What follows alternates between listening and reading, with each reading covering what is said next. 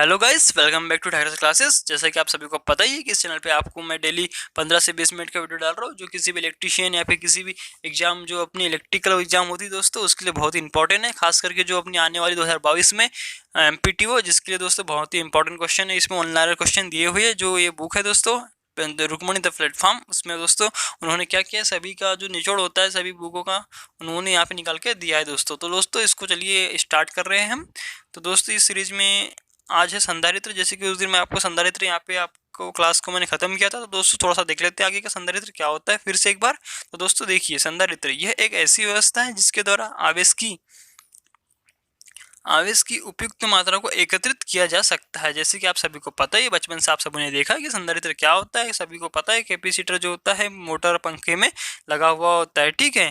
तो दोस्तों इसमें दिया है नीचे, संधारित्र एसी डीसी दोनों पर कार्य करता है, ठीक है। संधारित्र यह डीसी को रोकता है तथा एसी को प्रभावित करता है। इसमें क्या लिखा है दोस्तों, डीसी को रोकता है। इसका मतलब क्या है कि जो संधारित्र होता है डीसी में एक खुले परिपथ की तरह कार्य करता है तथा एसी को यह प्रभावित करता है, ठीक है दोस्तों। आगे देखते हैं। आगे देखिए दोस्तों, आपको यहाँ पे 3 सिंबल दिख रहे होंगे। तो इसमें दोस्तों कई बार क्वेश्चन पूछ लेता है कि ये सिंबल किसका है, या फिर सिंबल का नाम दे देगा, या फिर आपको बोलेगा ये सिंबल का नाम क्या है, ठीक है। तो जानते हैं दोस्तों, जो पहला सिंबल है बहुत ही सिंपल सिंबल है, जिसको सभी को इलेक्ट्रिशियन जितने भी उन सभी को याद ही रहता है कि ये क्या है, कैपेसिटर का सिंबल है, जिसको बोलते हैं फिक्स कैपेसिटर, ठीक है। सेकंड आ जाएगा दोस्तों, जो एक कर्व दिया है और एक लाइन दी है, इसमें प्लस का सिंबल भी दिया है, जिसको बोलते हैं वेरिएबल कैपेसिटर। थर्ड आ जाएगा दोस्तों, जैसे कि आप इसमें देख पा रहे हो, थर्ड सिंबल इसमें दोस्तों आ जाएगा, यह है बहुत इंपॉर्टेंट जो है दोस्तों, वेरिएबल कैपेसिटर का सिंबल है, ठीक है दोस्तों। आप सब समझ गए होंगे, ठीक है। आगे देखते हैं। तो दोस्तों देखिए आगे क्या है, इसमें आगे है दोस्तों समांतर प्लेट संधारित्र, ठीक है। इसमें समान धातु के समान क्षेत्रफल के 2 प्लेट एक दूसरे से डी दूरी पर रखे जाते हैं, जैसे कि इसमें आपको दिख पा रहा है, ठीक है।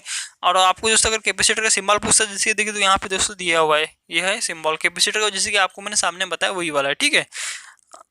आगे देखते हैं दोस्तों, इसमें आ जाएगा धारिता। इसकी जो धारिता जो फॉर्मूला होता है, इसमें दिया सी इक्वल टू एप्सिलॉन 0 ए अपान के डी। इसका क्या है, धारिता का सूत्र है, ठीक है दोस्तों। ये भी याद रखना है आपको, ठीक है।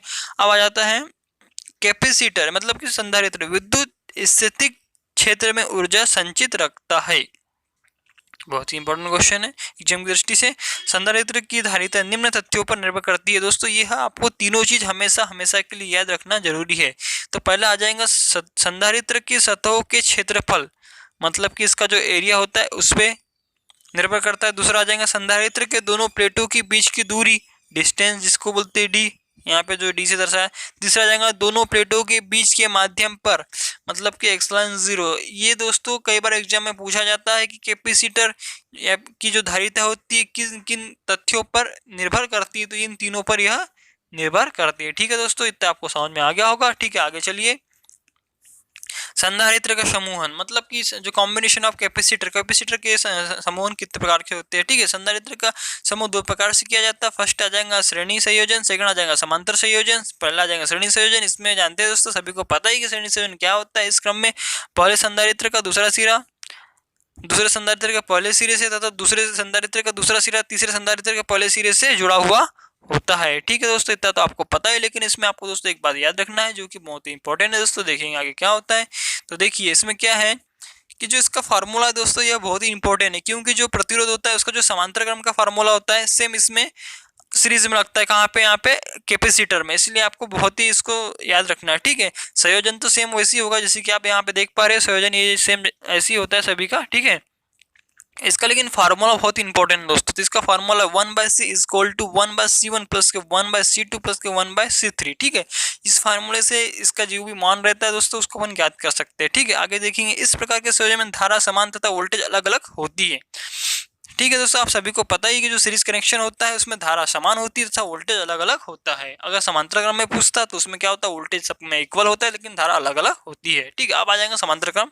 देखिए समांतर क्रम क्या बोल रहा है। समांतर क्रम, इस प्रकार के सही समूहन में प्रत्येक संधारित्र का पहला सिरा एक तथा दूसरा सिरा एक साथ जुड़ा हुआ होता है, जैसे कि आपको मैं डायग्राम में दिखा पा रहा हूँ। यहाँ पे देखिए, ये देखिए समांतर क्रम का संयोजन कैसा होता है। इसमें क्या होता है, सभी कैपेसिटर को मतलब दोनों साइड में एक एक साइड में इसको सप्लाई दिया जाता है, ठीक है। जैसे कि आप यहाँ देख पा रहे होगे, ठीक है। इसका फॉर्मूला जाएगा दोस्तों C बराबर C1 प्लस के C2 प्लस के C3, ठीक है। ये बहुत ही इंपॉर्टेंट फार्मूला है, ठीक है। ये आ जाएगा इसमें समांतर क्रम में कैपेसिटर में। लेकिन जो दोस्तों आपको सभी को बताना चाहूंगा, जो प्रतिरोध होता है उसके सीरीज क्रम में ये फार्मूला लगता है, ठीक है। अब आ जाएगा इस तरह के समूह का धारा का मान अलग अलग होता है जबकि वोल्टेजता समान होती है, जैसे कि मैंने आपको अभी बताया था आगे, ठीक है। आगे देखिए धारा घनत्व यानी करंट डेंसिटी क्या होता है, किसी चालक तार के अनुप्रस्थ काट के एकांक क्षेत्रफल से प्रवाहित धारा घनत्व कहलाता है। कि दोस्तों क्या हो रहा है, किसी चालक के अनुप्रस्थ काट मतलब कि कोई चालक तार है, उसके 1 मीटर अनुप्रस्थ काट में से जो धारा बहती है उसे उसका धारा घनत्व कहते हैं। यह एक क्या है, सदिश राशि है, ठीक है। ये आपको याद रखना जरूरी है, कई बार पूछ लेता है कि करंट डेंसिटी का जो एक मतलब किस में दर्शाते हैं, सदिश होती है, अदिश होती है, कौन सी राशि होती है, तो इसको आपको करना है, यह सदिश राशि होती है, ठीक है। जैसे कि आप यहाँ पे देख पा रहे हैं। आगे देखते हैं कि इसका जो मात्रक होता है ये भी कई बार पूछा जाता है, ठीक है। इसको जे से सूचित करते हैं, ठीक है दोस्तों, इसको जे से सूचित करते हैं। धारा घनत्व जे, तो जे बराबर क्या होता है, आई अपन के ए हो जाएगा। आई क्या, इसमें विद्युत धारा है तथा एक क्या है, एरिया मतलब कि अपना क्षेत्रफल, ठीक है। इसका मात्रक एम्पियर वर्ग मीटर होता है, ठीक है। या फिर अगर हम एम्पियर प्रति मीटर स्क्वायर हो जाएगा, ठीक है। इसका मात्रक जो होता है दोस्तों एम्पियर प्रति, क्योंकि आई का क्या हो जाएगा एम्पियर, तो अनुप्रस्थ काट का क्षेत्रफल, जो अनुप्रस्थ काट का क्षेत्रफल है ये, इसका क्या हो जाएगा मीटर स्क्वायर हो जाएगा, इसलिए इसको ऐसा भी लिख सकते हैं एम्पियर अपन के मीटर स्क्वायर, ठीक है। ये हो जाएगा, ठीक है। आगे देखिए विद्युत धारा के प्रकार, टाइप्स ऑफ इलेक्ट्रिक करंट, ठीक है। टाइप्स ऑफ इलेक्ट्रिक करंट क्या होता है, यह 2 प्रकार के होते हैं, जैसे कि सभी को पता है कि एसी और डीसी। जानते हैं एसी डीसी, ये भी बहुत कॉमन क्वेश्चन है और कई बार एग्जामों में पूछा जाता है। डीसी मतलब कि डायरेक्ट करंट जिसको बोलते हैं, सभी को पता ही है कि डीसी को डायरेक्ट करंट बोलते हैं। ऐसी विद्युत धारा जिसमें धारा का मान और दिशा, ठीक है, देख लेते एक बार। ऐसी विद्युत धारा जिसमें धारा और दिशा का मान नियत रहे दिष्ट धारा कहलाती है, ठीक है। यह धारा सेल, बैटरी, जनरेटर आदि से प्राप्त होती है, सभी को पता है ये तो, इतना तो ठीक है। आगे देखेंगे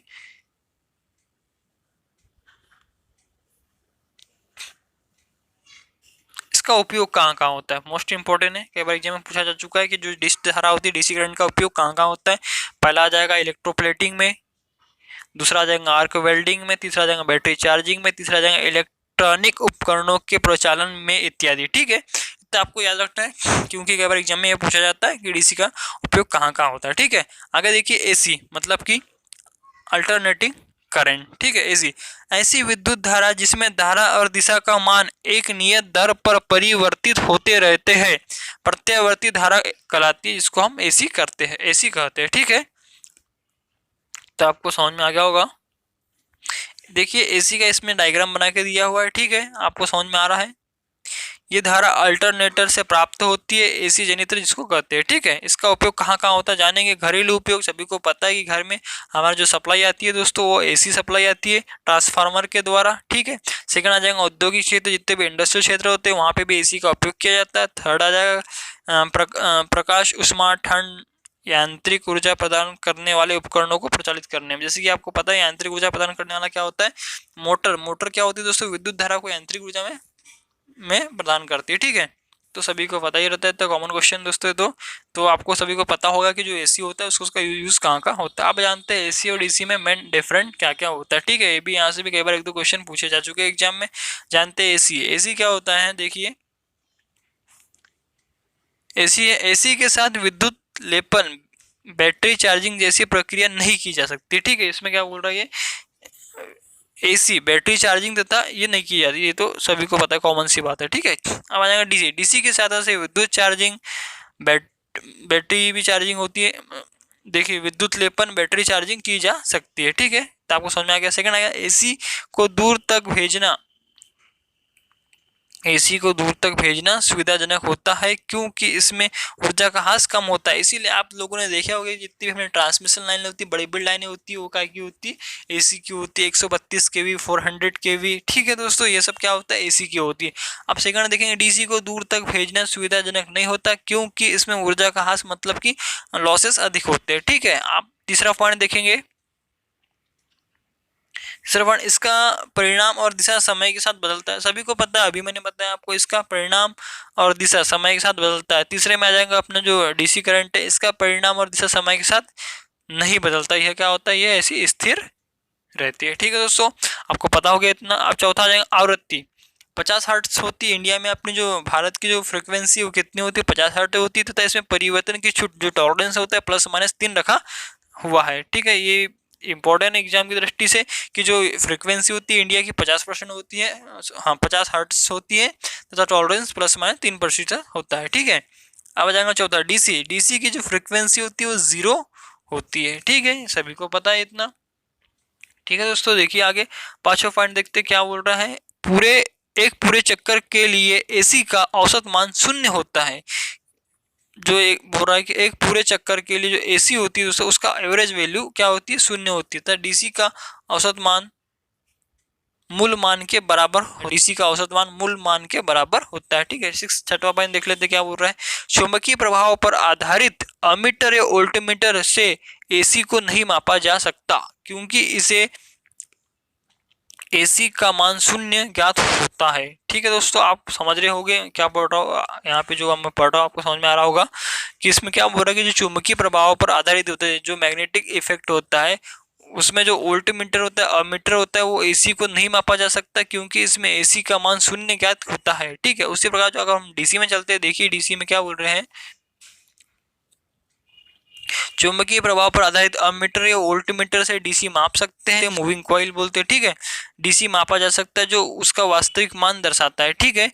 सातवां पॉइंट क्या बोल रहा है, एसी को मापने के लिए तप्त तार रेड हॉट वायर अमीटर का उपयोग होता है जो उसके आरएमएस मान रूट मीन स्क्वायर मान को दर्शाता है दोस्तों। सातवां पॉइंट था आप समझ गए होंगे, ठीक है। इसमें क्या बोल रहा है सातवां पॉइंट, देखिए रेड हॉट वायर एवं अमीटर से डीसी भी मापा जा सकता है जो उसका वास्तविक मान दर्शाता है, ठीक है, इसमें भी माप सकते हैं, ठीक है। आठवां पॉइंट क्या बोल रहा है, एसी को बैटरी से संचालित नहीं किया जा सकता। सभी को पता है कि एसी को बैटरी से मतलब कि मतलब एसी जो सप्लाई होती है दोस्तों, उसमें बैटरी नहीं लगा सकते, है ना, जब तक हम डीसी में उसको परिवर्तित ना कर दे। तो डीसी को बैटरी से संचालित कर सकते हैं, मतलब कि जो बैटरी होती है वो क्या ऐसे होती है, डीसी से ही चार्जिंग होती है, ठीक है। एसी को जब तक हम दोस्तों डीसी में बदलेगी नहीं तब तक वो बैटरी चार्जिंग नहीं होगी, इसीलिए इसने आठवां पॉइंट बोला है कि एसी को बैटरी में संचयित नहीं कर सकते, ठीक है। नौवां पॉइंट देखते क्या बोल रहा है, एसी के साथ ट्रांसफार्मर का उपयोग होता है। सभी को पता है, कॉमन क्वेश्चन है, और सभी को पता है कि जो ट्रांसफार्मर है उसमें डीसी नहीं देते, हमेशा एसी ही देते हैं, ठीक है। नवा पॉइंट आ जाएगा, डीसी के साथ ट्रांसफार्मर का प्रयोग नहीं किया जाता, ठीक है। अब सभी को पता है कि अगर ट्रांसफार्मर हम डीसी देते हैं तो ट्रांसफार्मर जल जाता है, ठीक है दोस्तों। इसमें आ जाएगा दसवां क्वेश्चन पॉइंट क्या बोल रहा है, एसी को डीसी में बदलने के लिए रेक्टिफायर। सभी को पता है कि एसी को डीसी में बदलने के लिए रेक्टिफायर का यूज किया जाता है जो एसी को डीसी में बदल देता है, ठीक है दोस्तों। इसमें 10वां पॉइंट क्या आ जाएगा, डीसी को एसी में बदलने के लिए इन्वर्टर का उपयोग किया जाता है। बहुत ही अच्छा क्वेश्चन है, कई बार एग्जाम में पूछा भी जा चुका है कि डीसी को अगर एसी करना है तो इन्वर्टर लगेगा और एसी को हमें डीसी में परिवर्तित करना है तो रेक्टिफायर का यूज होगा। तो दोस्तों यह आपको समझ में आ गया होगा, इतना बहुत ही इंपॉर्टेंट क्वेश्चन था यहाँ पे। आगे देखते हैं विद्युत धारा के प्रभाव, इफेक्ट ऑफ इलेक्ट्रिक करंट। विद्युत धारा के प्रभाव कौन से होते हैं दोस्तों, इसमें पहला इन्होंने दिया है, उसमें प्रभाव हीटिंग इफेक्ट इसको बोलते हैं, ठीक है। आपको समझ में आ रहा होगा हीटिंग इफेक्ट क्या होता है, देखिए अभी मैं आपको पढ़ के सुना रहा हूँ। इस प्रभाव के अनुसार जब किसी चालक तार से विद्युत धारा प्रवाहित की जाती है तो उसे ऊष्मा उत्पन्न होती। सभी को पता है कि जब कोई मतलब कि तार होता है उसमें से विद्युत धारा प्रवाहित करते हैं तो वो क्या होता है, गर्म होता है। क्यों होता है गर्म, क्योंकि उसमें क्या होता है, रेजिस्टेंस होता है जिसके कारण वह उसका विरोध करता है, जिससे वो तार क्या होता है, गर्म हो जाता है। उसी को क्या बोलते हैं, उसमें प्रभाव हीटिंग इफेक्ट कहते हैं, ठीक है दोस्तों। इसको एक बार हम पढ़ लेते हैं। जब किसी चालक तार से विद्युत धारा प्रवाहित की जाती है तो उसमें ऊष्मा उत्पन्न होती है, इसे विद्युत धारा का उसमें प्रभाव कहते हैं, ठीक है दोस्तों। इसकी खोज जूल ने की थी। जो ऊष्मा होता है दोस्तों, ऊष्मा का जो विद्युत का उसमें जो प्रभाव, इसकी जो खोज है जूल ने की थी, ठीक है दोस्तों। ये एग्जाम की दृष्टि से आईएमपी क्वेश्चन है दोस्तों। इसके अनुसार जो इसका फार्मूला एच बराबर आई का स्क्वायर इंटू आर इंटू के टी। एच वहाँ पे क्या उष्मा उत्पन्न जो होती है दोस्तों उसको जूल बोलते हैं, ठीक है। जे से दर्शाते उत्पन्न उष्मा उसको जे एच से दर्शाए यहाँ पे, ठीक है, जिसको जूल कहते हैं, ठीक है। आई बराबर क्या इसमें धारा है, सभी को पता है। आई की विद्युत धारा की जो इकाई होती है उसको एम्पियर में मापते हैं। आर बराबर क्या प्रतिरोध, ठीक है। और टी बराबर क्या टाइम, जिसको हम सेकंड में मापते हैं, ठीक है दोस्तों। इतना आपको समझ में आ गया होगा। बहुत ही इंपॉर्टेंट क्वेश्चन यहाँ से कई बार एग्जाम में पूछा जाता है। अब एच बराबर क्या दिया पी टी, जहाँ पी क्या पावर है। अब दोस्तों उसने क्या किया, हमको सभी को पता है कि ओम के नियम के अनुसार जो आई और आर है ना, क्योंकि P बराबर आई स्क्वायर आर होता है, तो इसलिए उसने जो आई और आई स्क्वायर आर की जगह में यहाँ पे क्या क्या रख दिया, P रख दिया और T को इंटू कर दिया, ठीक है, जहाँ P क्या पावर। उसी प्रकार और एक फार्मूला होता है दोस्तों, जो P होता है V का स्क्वायर अपन के R होता है, इसीलिए उसका जो P का मान है दोस्तों उसने यहाँ पे ये रख दिया है V का square V square into T अपन के R, ठीक है। ये सब इसके फार्मूले दोस्तों, ठीक है। तो अतः एच बराबर क्या वी आई टी हो गया, ठीक है, क्योंकि पी बराबर वी आई होता है, इसीलिए उन्होंने पी का मान यहाँ पे रख दिया वी आई इंटू के टी हो जाएगा, ठीक है। सबको रख दिया, मतलब पी का मान यहाँ पे रख दिया दोस्तों, सभी को पता है। तो कॉमन क्वेश्चन तो आ ही जाता है कई बार एग्जाम में, ठीक है। इसको आपको अगर कुछ नहीं समझ में आ रहा होगा तो कमेंट में जरूर लिखिए, हम उसको भी बता देंगे। इसकी खोज जूल ने की थी, इसलिए इसे जूल का प्रभाव के नाम से जाना जाता है, जैसे कि मैंने आपको सामने में ऊपर में बताया था, ठीक है।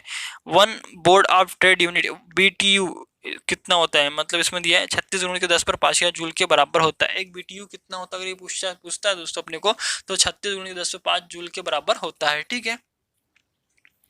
और देखते हैं दोस्तों आगे क्या बोल रहा है।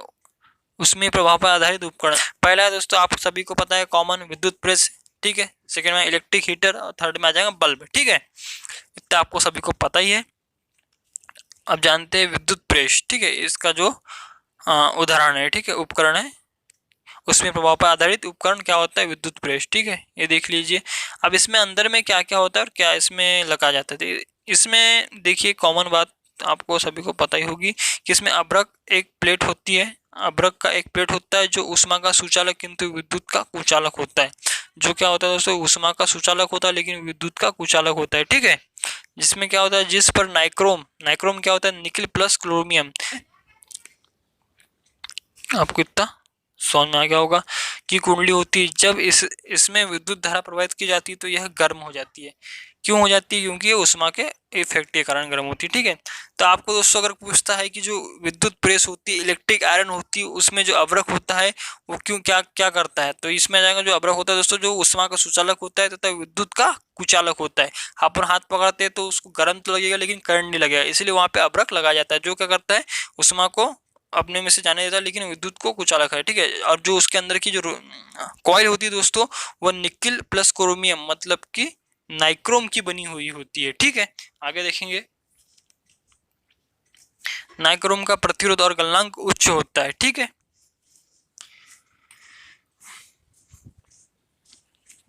अब देखते हैं दूसरा जो अपना इंस्ट्रूमेंट है, उपकरण है, उसमें आ जाएगा हीटर। तो सभी ने देखा ही होगा घर में जो पानी गर्म करते हैं उसमें क्या लगा होता है, नाइक्रोम की रॉड लगी हुई होती है अंदर में, ठीक है। इसमें चीनी मिट्टी का एक प्लेट होता है दोस्तों। इसमें दो प्रकार के हीटर आते हैं, देखिएगा, एक रॉड टाइप का होता है और ये आपको दिख रहा है सिगड़ी वाला, ये भी यहाँ पे आप देख सकते हैं, ठीक है। तो इसमें चीनी मिट्टी का एक प्लेट लगा होता है जो उष्मा ये विद्युत दोनों का कुचालक होता है, ठीक है। चीनी मिट्टी जो होती है उष्मा और विद्युत दोनों की क्या होती है, कुचालक होती है, ठीक है। क्योंकि उसको आप हाथ लगाओगे तो गर्म तो होगी लेकिन उतनी अधिक गर्म नहीं होगी, और उसमें करंट तो आएगा नहीं क्योंकि वो चीनी मिट्टी है, ठीक है। इसके बाद देखिए इस प्लेट पर नाइक्रोम प्लस क्रोमियम, वही उसकी जो नाइक्रोम की बनी मिश्र धातु होती है, ठीक है।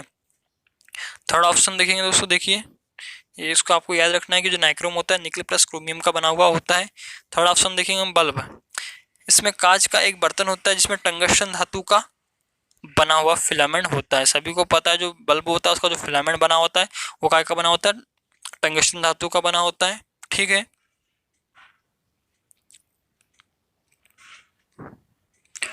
इस तंतु का गलनांक या प्रतिरोध उच्च होता है परंतु यह उच्च तापमान पर ऑक्सीकृत हो जाता है, इसलिए पहले बल्ब में निर्वात रखा जाता था परंतु निर्वात में ऊष्मा का संचरण संवहन द्वारा नहीं हो पाने के कारण टंगस्टन पिघलकर वाष्पीकृत हो जाता है। इसी समस्या को दूर करने के लिए आजकल नाइट्रोजन प्लस आर्गन गैस भरी हुई होती है। ये दोस्तों कई बार एग्जाम में पूछा जाता है कि जो बल्ब होते हैं उसके अंदर में कौन सी गैस होती है, तो आपको इसको याद रखना है हमेशा के लिए नाइट्रोजन प्लस आर्गन होती है। तथा फिलामेंट का जो तापमान होता है वह अपना 1500 डिग्री सेंटीग्रेड से 3000 डिग्री सेंटीग्रेड तक होता है। ठीक है, आगे देखिए। बल्ब में प्राथमिक रूप से विकिरण, मध्य रूप से संवहन और अंतिम रूप से चालन होता है। इसमें जो इसकी जो अंदर में क्रियाएं होती है दोस्तों उसके बारे में बताया है कि प्राथमिक रूप से विकिरण, मध्य रूप में संवहन और अंतिम रूप से चालन होता है। ठीक है, बल्ब फूटने पर बाहर, इसमें क्या बोला देखिए, बल्ब फूटने पर बाहर से अंदर हवा जाने के कारण आवाज आती है। जो अगर हम किसी बल्ब को धम से जो आवाज आती है दोस्तों, क्यों आती है? क्योंकि वहां अंदर में हवा जाती है। ठीक है, कभी कभी बल्ब का कांच काला हो जाता है टंगस्टन के ऑक्सीकृत हो जाने के कारण। ठीक है, क्यों हो जाता है? तो इसमें आ जाएगा टंगस्टन के ऑक्सीकृत हो जाने के कारण होता है। ठीक है, आगे देखिए। टंगस्टन का गलनांक कितना होता है दोस्तों? 3380 डिग्री सेंटीग्रेड होता है। ठीक है, ये बहुत ही इंपॉर्टेंट क्वेश्चन है, कई बार एग्जाम में पूछा जा सकता है।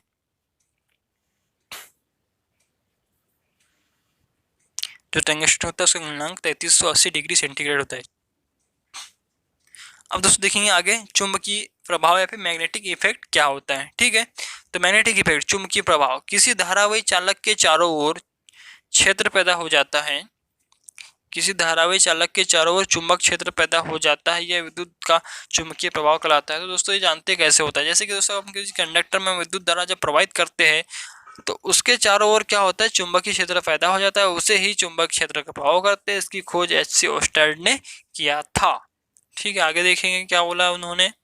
तो चुंबकीय प्रभाव पर आधारित उपकरण, जिससे कि आपको पता ही होना चाहिए, बहुत ही इंपॉर्टेंट क्वेश्चन यहाँ से। गैल्वेनोमीटर, अमीटर, वोल्टमीटर, विद्युत घंटी, पंखा तथा मोटर, जितने भी यह उपकरण यहाँ पे जो लिखे हुए है, यह सब चुंबकीय प्रभाव या फिर चुंबकीय इफेक्ट, मैग्नेटिक इफेक्ट पर आधारित होते हैं।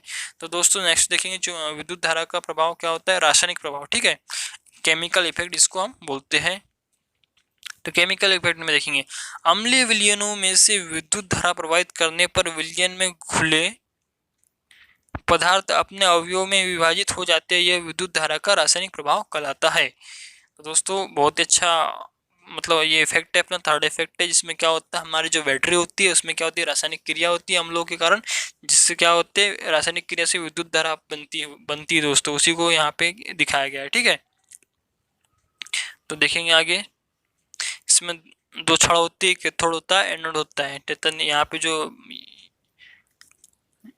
दिया है दोस्तों, यहाँ पे अम्ल सॉल्यूशन भरा हुआ होता है बीकर के अंदर। ठीक है, आगे देखेंगे।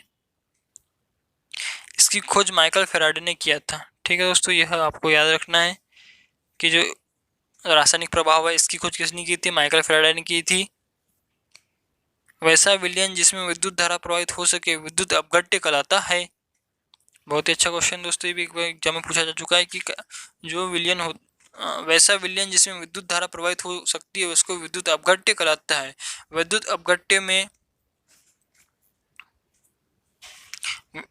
अपघट्य में धारा का प्रवाह आयन के द्वारा होता है। ठीक है, आयंस के कारण होता है, ऋण आयन या धन आयन। ठीक है, तापमान बढ़ने पर विद्युत अपघट्य का प्रतिरोध घटता है तथा चालकता बढ़ती है। ये मोस्ट इम्पोर्टेंट है, इसको याद रखना है आपको कि अगर तापमान बढ़ता है तो विद्युत अपघट्य का प्रतिरोध घटेगा तथा चालकता बढ़ती है। जबकि दोस्तों अपना जो ठोस चालक होता है उसमें अगर टेम्परेचर बढ़ता है तो प्रतिरोध भी बढ़ता है, लेकिन इसमें जस्ट अपोजिट, तापमान बढ़ने पर विद्युत अपघट्य का जो प्रतिरोध है वो घटता है तथा चालकता बढ़ती है। ठीक है दोस्तों, ये इंपॉर्टेंट है, इसको याद रखना है आपको। आगे देखिए, जिस बर्तन में विद्युत अपघटन की क्रिया होती है उसे विद्युत अपघटनी सेल या इलेक्ट्रोलाइट सेल या वोल्टामीटर कहते हैं। कई बार एग्जाम में यह पूछा गया था कि जो विद्युत अपघट्य क्रिया होती है उसे क्या कहते हैं? तो उसे वोल्टामीटर कहते हैं या फिर इलेक्ट्रोलाइट सेल भी बोलते हैं। ठीक है, ये इंपॉर्टेंट क्वेश्चन एग्जाम की दृष्टि से। ठीक है दोस्तों, फेराडे का विद्युत अपघट्य नियम।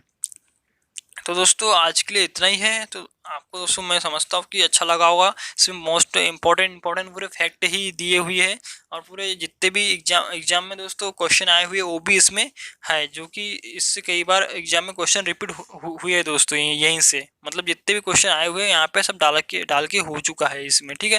तो दोस्तों मैं आशा करता हूँ कि आपको ये वीडियो अच्छा लगा हो। तो दोस्तों सभी दोस्तों को अपने जितने भी फ्रेंड सर्कल हो गए उसमें इस वीडियो को जरूर शेयर करें। दोस्तों धन्यवाद।